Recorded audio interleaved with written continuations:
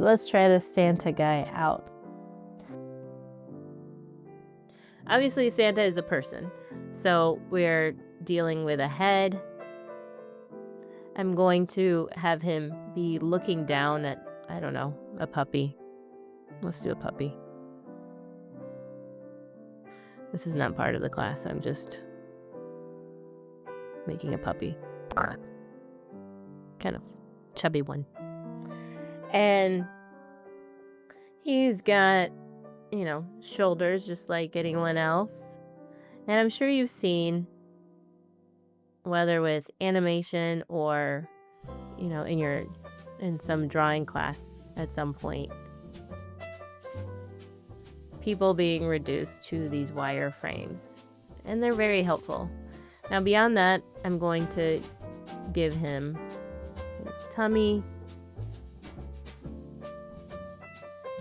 rounded legs, give him tubes basically for his body shape.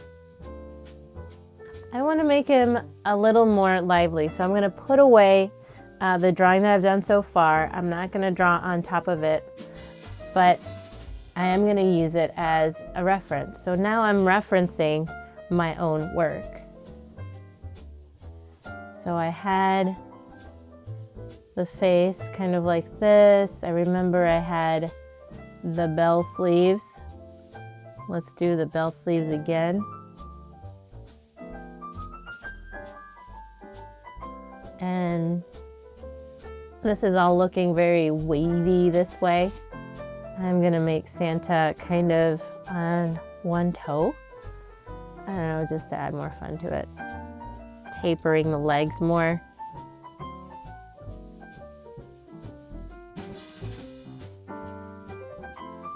I like to use this brush marker a lot. It adds some different line weights to it.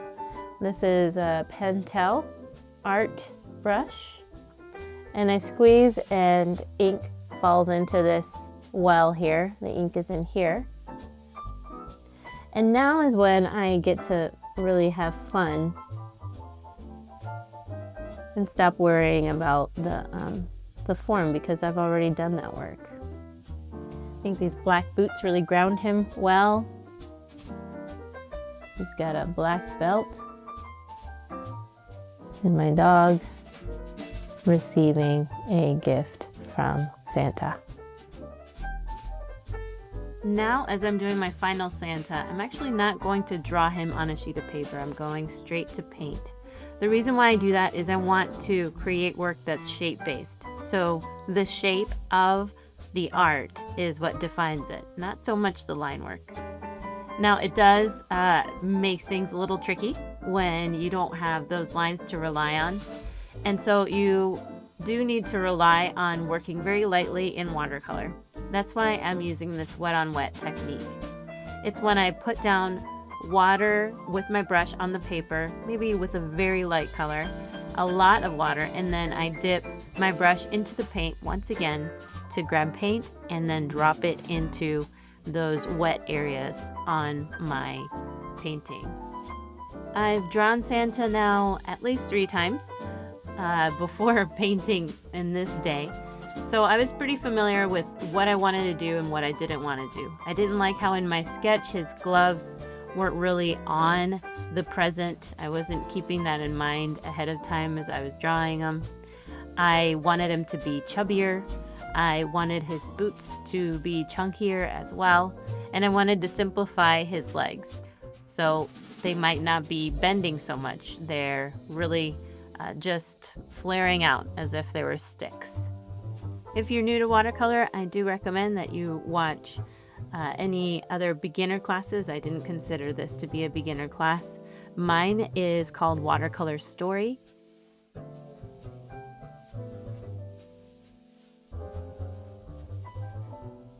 This final step is basically using a smaller brush. This is a 2-point round brush. I always use synthetic stables. And I'm just creating outlines with a very watercolor brush with a lot more paint to it. I'll do my dog down here quickly. I'm not as confident with dogs, so I went to the pencil to outline his shapes, especially with a Scottish Terrier. I actually really like those, but they're difficult to draw, I think, because they are so simple. Sometimes things work that way. You'll notice that I used kind of a bluish color for the dog, a little bit of black. I don't like to use straight black, and then add a dab of red on the cheeks when the water is not so saturating the paper. Something that I'll use a lot in this class are Posca pens, and Santa Claus is no exception. They come highly recommended, and I find that it's a great, quick last step to add a punch of magic. Don't despair, I'm going through this pretty quickly with the markers.